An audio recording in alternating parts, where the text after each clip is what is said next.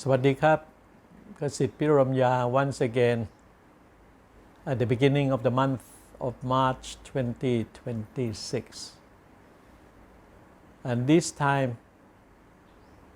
I will give some observation about what's going on in the world at large that has very much to do with the behavior of President Donald Trump of the United States. Since he came back to power for a second time as the President of the United States for the past 12 months, President Donald Trump has created a lot of havoc, upheaval and confusion in the world at large with his notion of American first. The interest and the position of the United States come before anything else. Alliances, multilateralism, development cooperation that has been more or less together the policy direction and behavior of the United States since the end of the Second World War has somehow been put aside. The United States under the leadership of President Donald Trump is now more comfortable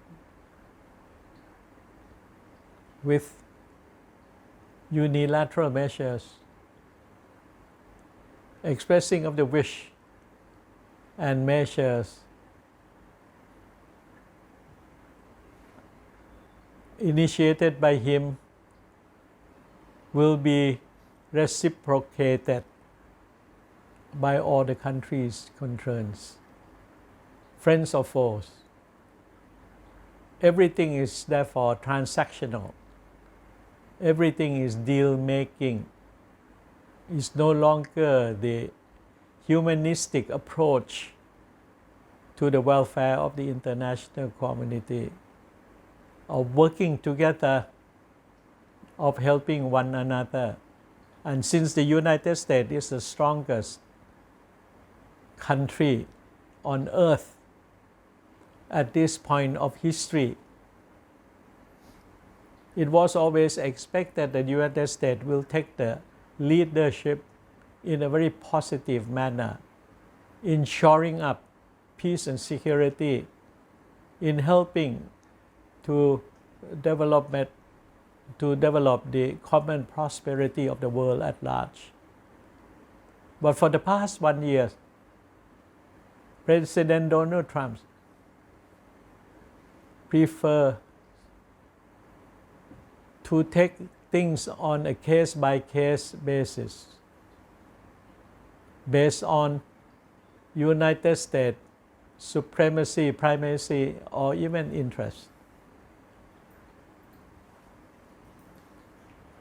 Multilateral cooperation or alliances are not as important as before. The United States is no longer the pillar of international cooperation and coordination. Well and good, that is the rightful decision of the United States.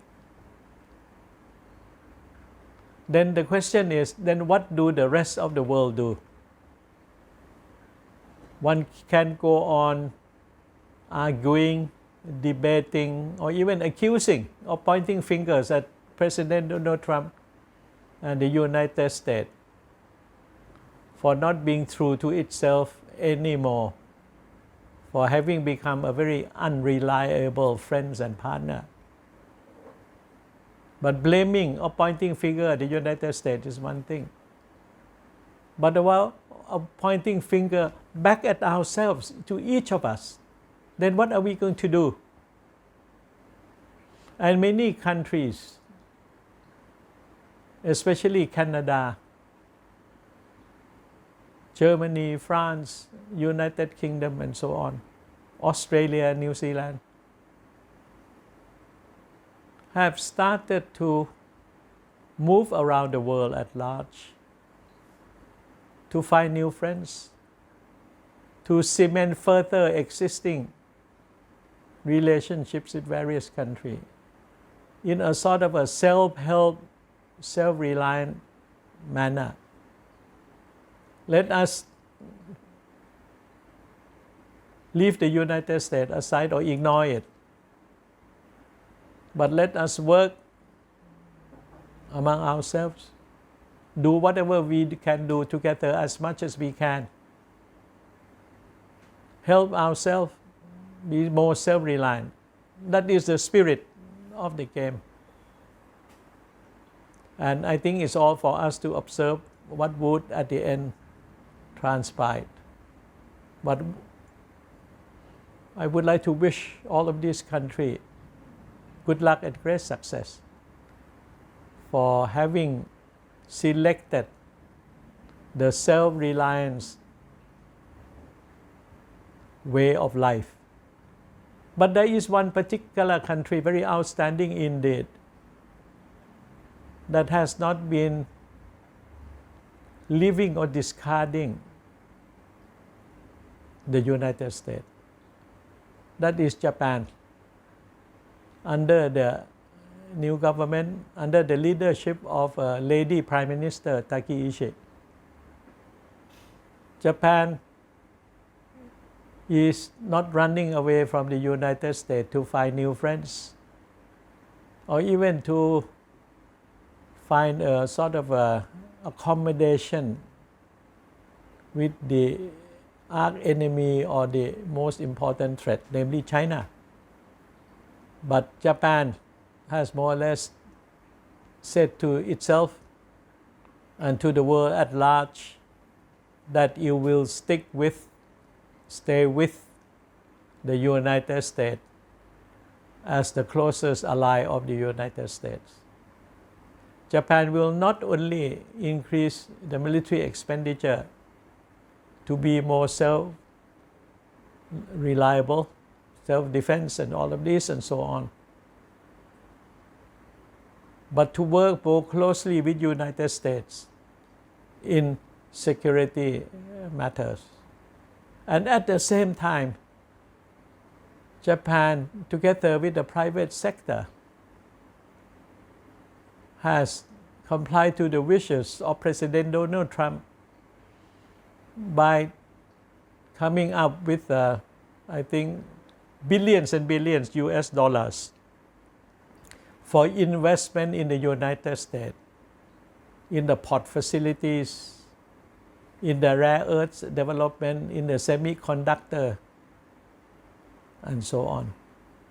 So Japan, unlike other group of 7 countries and so on, is not running away from the United States, but intends on enhancing the already close relationship. So coming back to Thailand and its fellow members of the ASEAN community, what would be the direction? To go out to the world at large, forge new friendships and relationships, or try to stick together with the United States as much as possible, like what the Japanese are doing at this point in time. It is a political choice based on data and rational thinking,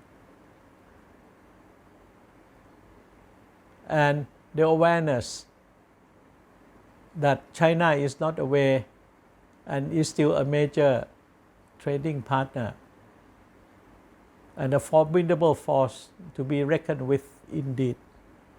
But the United States is not far away, although the country is located on the other side of the Pacific Ocean.